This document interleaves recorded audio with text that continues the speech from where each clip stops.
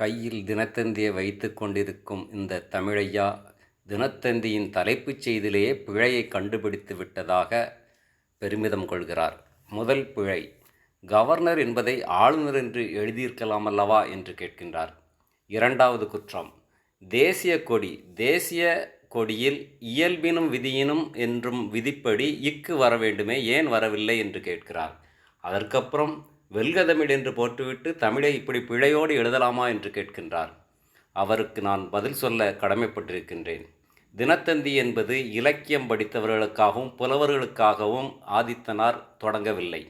சாமானிய தமிழன், சராசரி தமிழன் தமிழ் கற்றுக்கொள்ள வேண்டும், தமிழ் படிக்க வேண்டும், உலகச் செய்தியை அறிந்து கொள்ள வேண்டும் என்ற நோக்கத்தில் தொடங்கப்பட்டதுதான் தினத்தந்தி.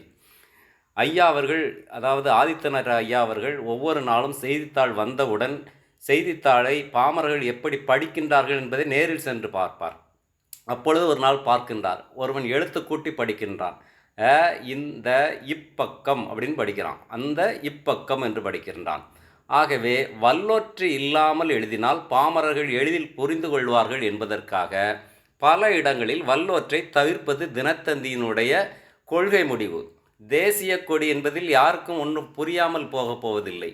தேசிய இக்கொடி என்று படிப்பான், எழுத்து கூட்டி படிக்கக்கூடியவன். ஆகவே செய்தி புரிய வேண்டும், அதுதான் தினத்தந்தியின் நோக்கமே ஒழிய இலக்கணத்தை காப்பாற்ற வேண்டும் என்பது தினத்தந்தியின் நோக்கமல்ல. அது ஐயா போன்ற தமிழ் புலவர்களின் வேலை.